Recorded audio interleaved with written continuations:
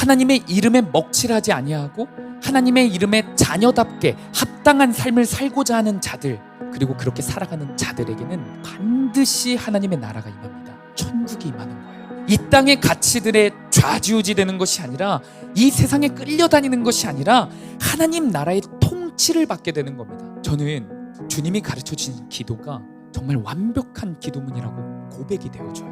모든 기도가 하나같이 연결되어 있고 체계적입니다. 아버지의 이름으로 사는 자들에게는 반드시 아버지의 나라가 임합니다. 그래서 이 세상에서 자유롭게 되는 거예요. 아버지의 이름을 위한 기도, 아버지의 나라를 위한 기도, 아버지의 뜻을 위한 기도입니다. 다 연쇄적이면서 동시에 다 아버지 중심입니다. 나라는 단어가 없습니다.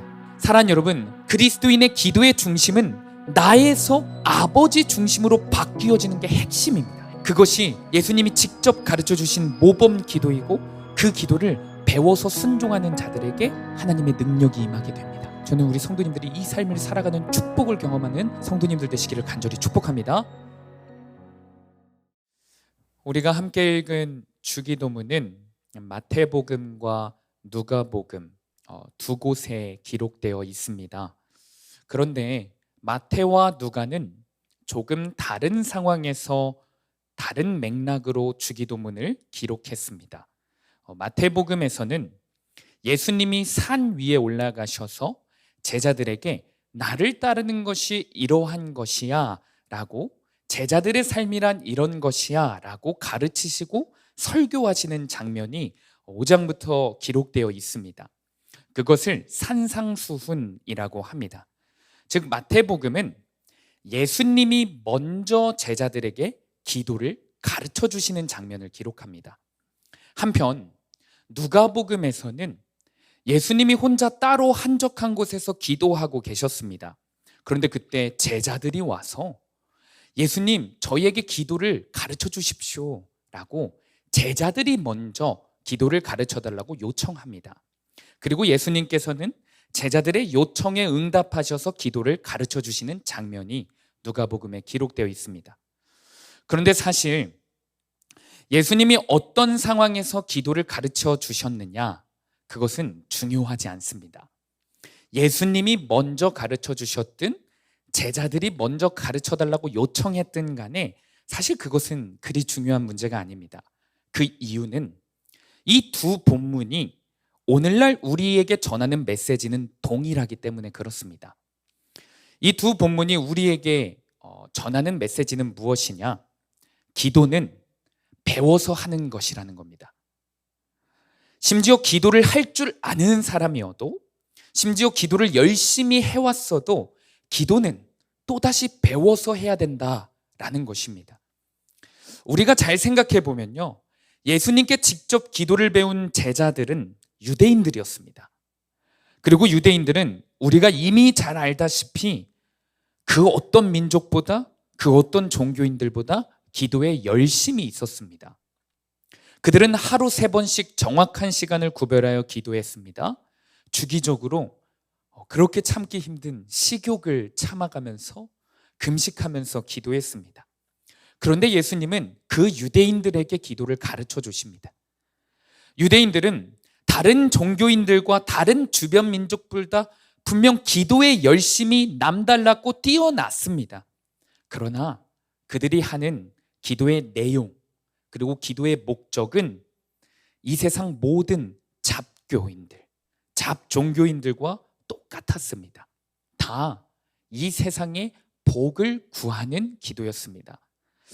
예수님께서는 제자들에게 그들이 하는 기도, 유대인들의 기도, 완전히 뒤엎으시는 기도를 지금 가르쳐주고 계시는 겁니다.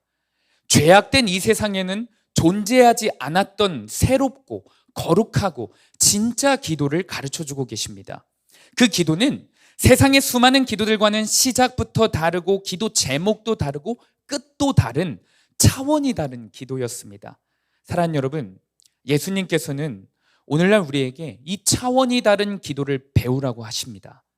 아무리 열심히 기도해왔던 자들이라도, 이미 주기도문을 아는 자들이라도 세상의 수많은 잡교들과 여전히 똑같이 기도하고 있는 모습이 우리에게 있다면 또다시 예수님의 가르쳐 주신 그 기도, 모범의 기도로 돌아가야 한다라고 말씀하고 계십니다. 오늘 저는 말씀을 통해 그렇다면 주님이 가르쳐 주신 기도는 도대체 어떤 의미가 있고 또 오늘날 우리가 무엇을 배워야 하고 우리에게 무엇을 요구하시는지 핵심만 요약해서 전하고자 합니다. 간절히 바라기는 예수님께서 직접 가르쳐 주신 이 기도를 그대로 배우고 그대로 삶에 적용시켜 우리의 기도가 구별되고 특별한 능력이 나타나는 살아있는 기도가 되기를 간절히 소망합니다. 예수님이 가르쳐 주신 기도의 첫 번째 핵심은 기도 이전에 복에 대한 관점이 달라야 한다라는 것입니다. 예수님께서는 오늘 본문 바로 전장이었던 5장에서 복 있는 사람은 무엇인가, 복 있는 사람은 어떤 사람인지에 대해서 먼저 가르쳐 주십니다. 그 유명한 팔복을 기록합니다. 그리고 6장에 이어서 주기도문을 가르쳐 주신 겁니다. 그런데 5장의 팔복을 많은 사람들이, 많은 그리스도인들이 오해하는 본문 중 하나입니다. 팔복은 복을 받기 위한 조건문이 아닙니다. 조건을 걸면서 예수님께서 이 복을 줄게 라고 기록한 게 아니에요. 예를 들어 너희들이 이렇게 살아야만 너가 하나님의 복을 받아, 심령이 가난하게 살아야만 하나님의 복을 받고 천국에 갈 수 있어, 온유하게 살아야만 하나님의 축복을 받아 땅을 기업으로 받을 수 있어, 그러니 혈기 부리지 말고 온유하게 살아야 돼 라고 그런 조건을 걸면서 축복의 그런 기도문을 복 있는 사람을 가르쳐 주는 게 아닙니다.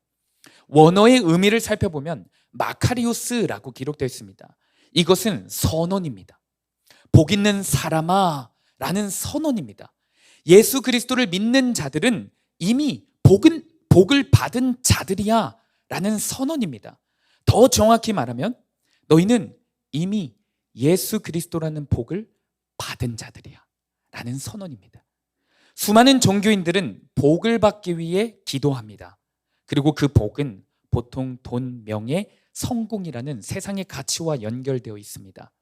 그러나 예수님을 따르는 제자들은 세상 사람들과는 달리 그들의 인생 자체가 이미 복된 삶이라는 것을, 복된 존재라는 것을 깨달아야 할 줄로 믿습니다. 따라서 우리 그리스도인들은 주기도문을 배우기 전에, 우리가 기도하기 이전에, 기도의 자리에 나아가기 이전에 우리의 정체성을 확실히, 확고히 해야 할 줄로 믿습니다. 이미 예수 그리스도라는 선물을 받은 존재입니다. 그 존재임을 깨닫기를 축복합니다. 사랑하는 여러분, 따라서 오늘도 이 기도의 자리에 나오셨는데 그때 분명한 믿음이 있으셔야 합니다.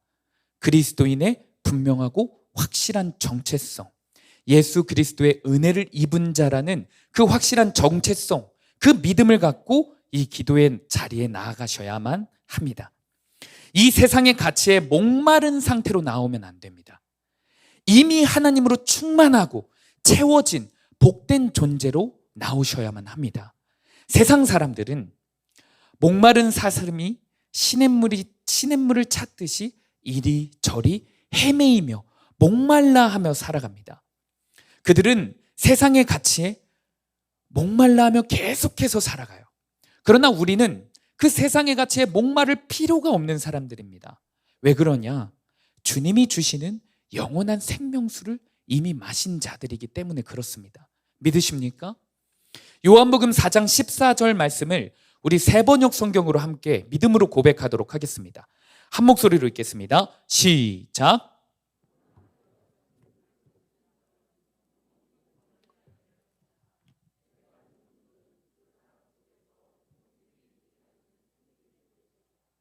아멘. 이 말씀을 하신 게 우리 주님이십니다.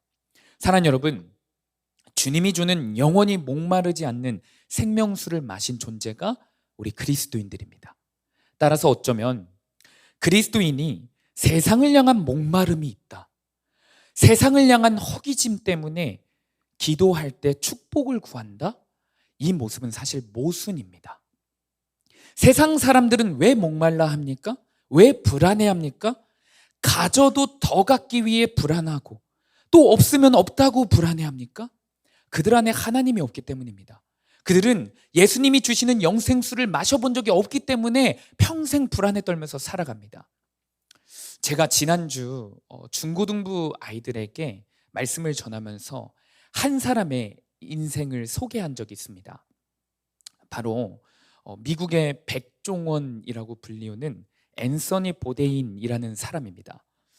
이 사람의 삶이 얼마나 대단하냐면요, 또 얼마나 축복받은 삶이냐면요, 자기가 하고 싶은 일을 하는데 떼돈을 법니다. 돈을 벌기 위해 일을 하는 게 아니라 자기가 그냥 하고 싶은 것을 하는 인생을 살아가는데 떼돈이 들어옵니다. 저절로 들어옵니다. 그의 인생은 대학 시절부터 남달랐습니다. 명문대학교에 진학을 했었는데 2년 만에 지루하다고 자퇴를 해버려요.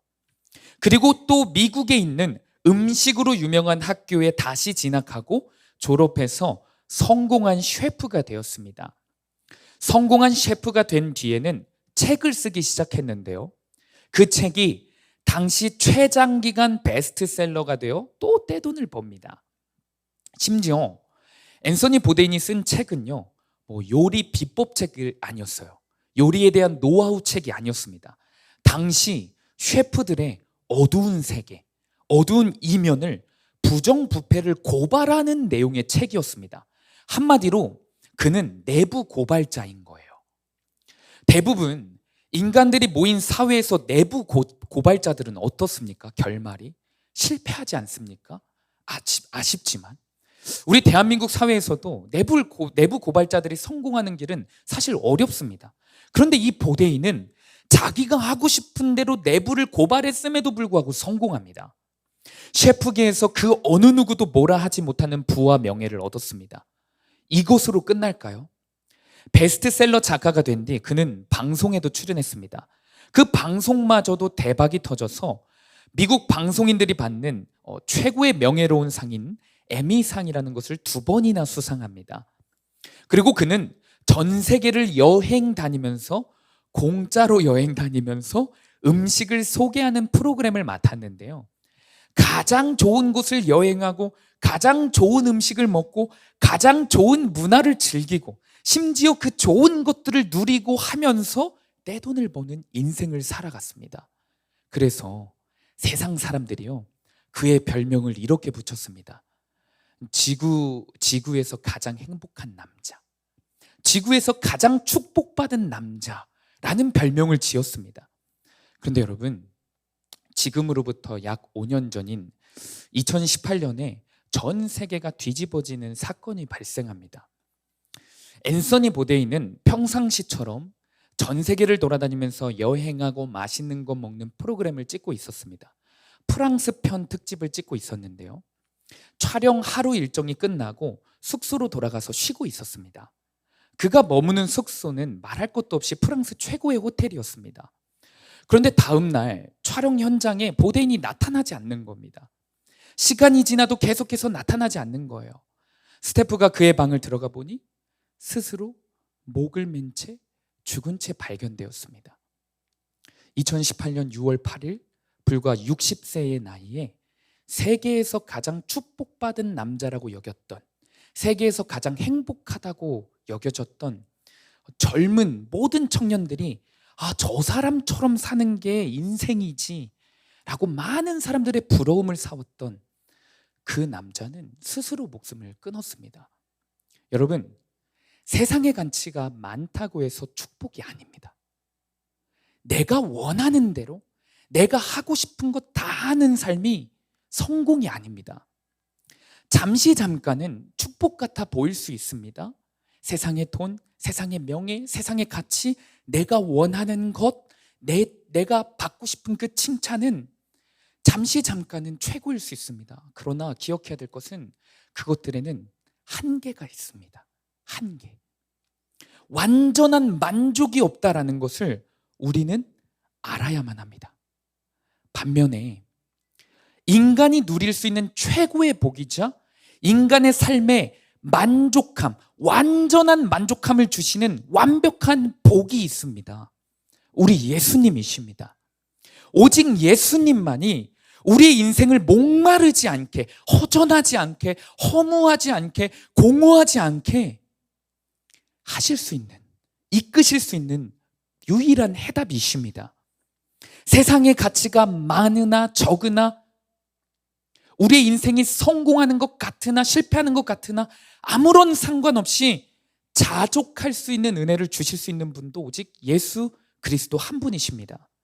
그리고 너무나 감사한 사실은요, 그런 예수님을 우리가 오늘 이 시간에도 찾고 믿기만 한다면 그 사람의 과거가 어떠하든지 현재가 어떠하든지 오늘 이 예배의 자리도 어떤 모습으로 나왔든지 상관없이 예수님을 진심으로 믿고 찾기만 하면 그 사람의 인생의 주인이 되어 주십니다. 사랑하는 여러분, 예수님을 믿으십니까? 예수님을 원하십니까? 예수님을 믿고 원하는 자들은 이 세상의 축복을 구하는 자들이 아닙니다. 이 세상의 축복에 목말라 하는 자들이 아닙니다. 믿으십시오. 이미 복을 받은 존재들입니다. 예수를 진정으로 믿는 성도님들의 인생 자체가 복된 인생입니다. 따라서 우리는 기도할 때마다 가장 먼저 점검해야 될 것은 무엇이냐? 예배 시간마다 가장 먼저 점검해야 될 것은 무엇이냐? 내가 예수 그리스도를 정말로 믿는가? 나의 인생의 주인으로 믿는가? 라는 질문입니다. 나의 기도가 여전히 세상에 목말라 하는 기도라면 이 질문을 더더욱 던져보아야만 합니다.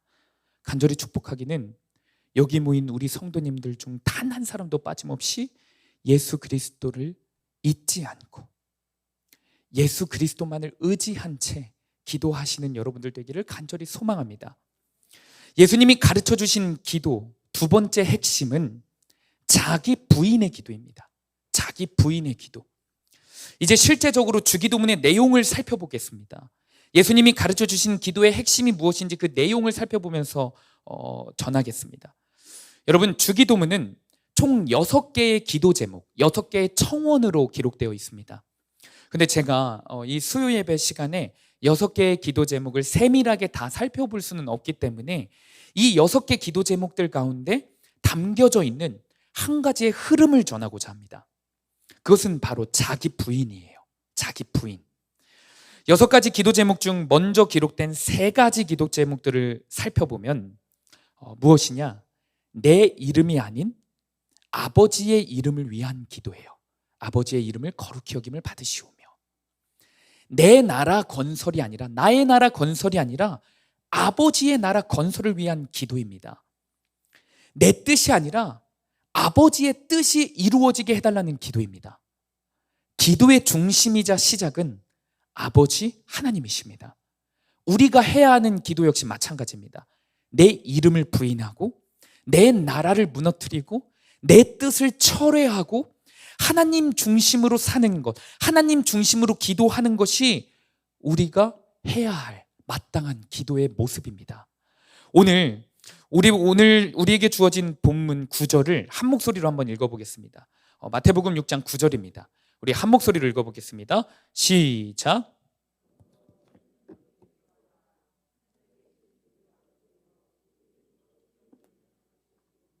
아멘. 예수님께서 최우선적으로 제자들에게 하나님을 부르는 호칭부터 바꾸라고 하십니다. 아버지라고 부르라고 가르치십니다. 여러분, 우리의 기도는 아버지에게 드리는 것입니다.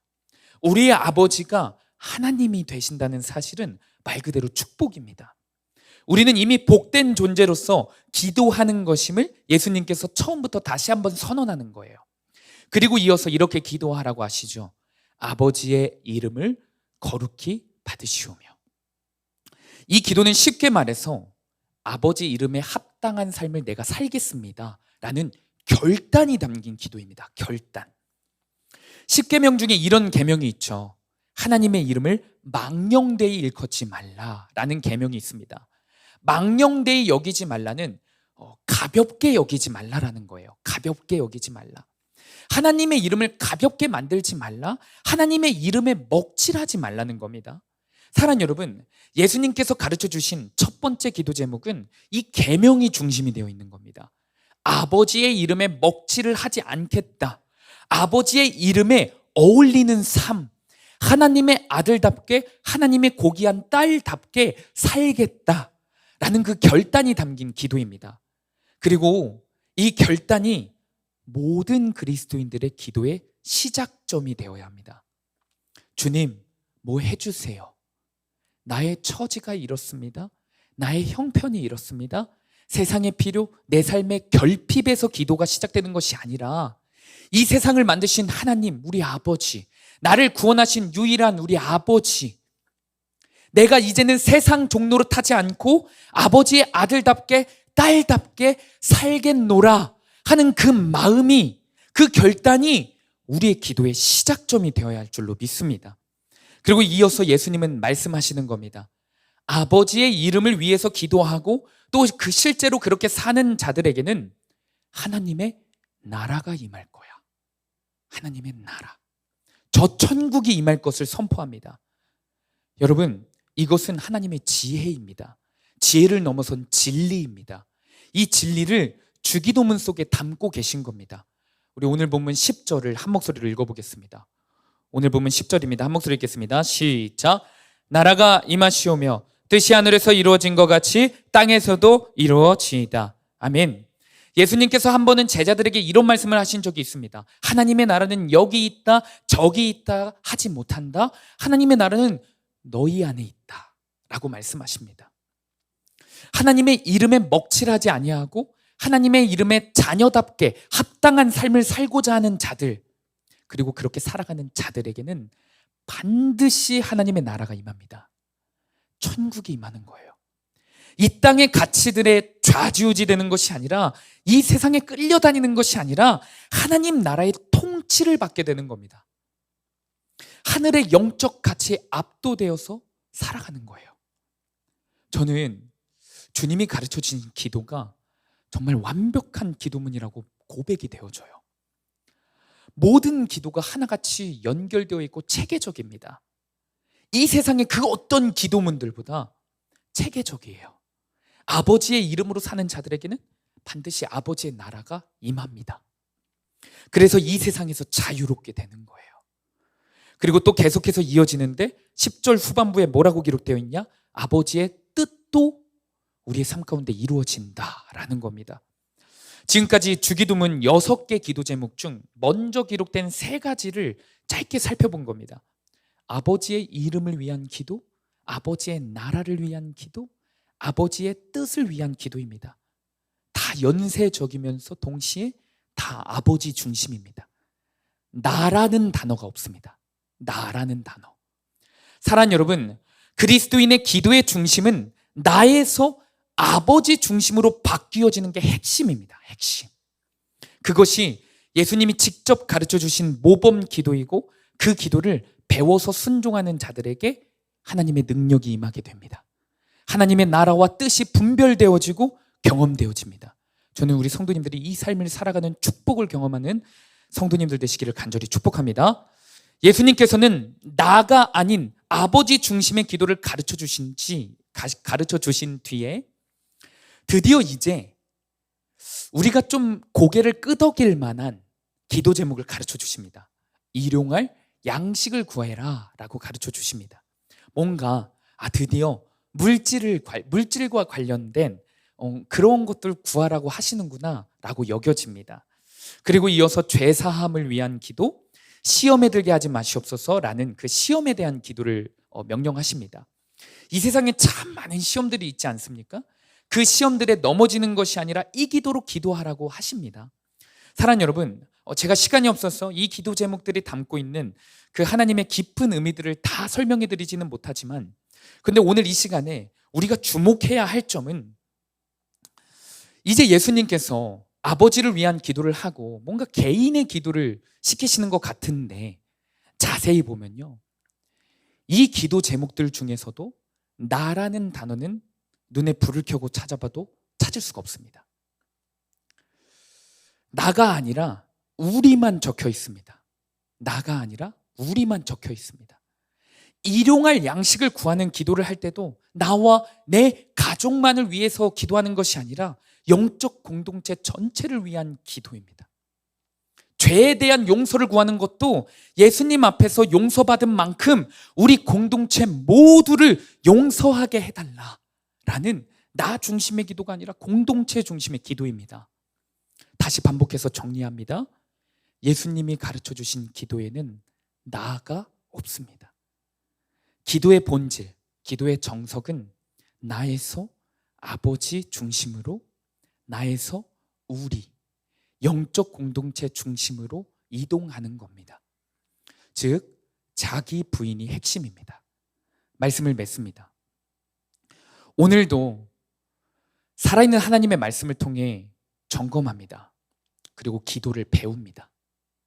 나의 기도가 아니라, 나의 기도가 여전히 아버지의 이름이 아니라 내 이름을 위한 기도만 하고 있다면, 아버지의 나라를 위한 기도가 아니라 여전히 나만의 나라를 위해, 나만의 나라가 견고히 세워지기를 위해 기도만 하고 있다면, 아버지의 뜻이 아니라 여전히 내 뜻만 이루어졌으면 하는 그 기도만 하고 있다면, 나의 신앙에 빨간색 경고등이 들어온 것입니다.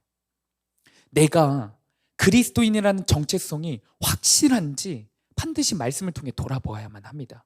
내 믿음은 안전한가? 그것을 점검해야 합니다. 이와 같은 맥락에서 우리의 인생에서 사실 문제는 다른 것들이 문제가 아닙니다. 환경이 문제가 아니라, 돈이 문제가 아니라, 있고 없고의 문제가 아니라, 예수 그리스도를 나의 유일한 구원자로 믿고 있는지, 그 믿음이 문제이고 믿음을 점검해야 합니다. 사랑하는 여러분, 오늘도 이 연약한 자가 감히 말씀을 의지하여 이 시간 운행하시는 성령님을 의지하여 선포합니다. 저와 여러분들의 기도가 나에서 아버지 중심으로 되기를 간절히 소망합니다. 더 나아가 나에서, 나의 가족에서, 나의 자녀에서 우리로 바뀌어지는 역사가 일어나기를 간절히 소망합니다. 자기 부인으로, 자기 부인이 기도의 자리에서부터 시작되어 우리 예수 그리스도 십자가의 길 따라 걷는 진짜 제자 되기를 간절히 소망합니다. 우리 이 시간 찬양 고백할 때 아버지, 당신의 마음이, 당신의 뜻이 나의 뜻이 되기를 원합니다 라고 고백하며 나아가도록 하겠습니다.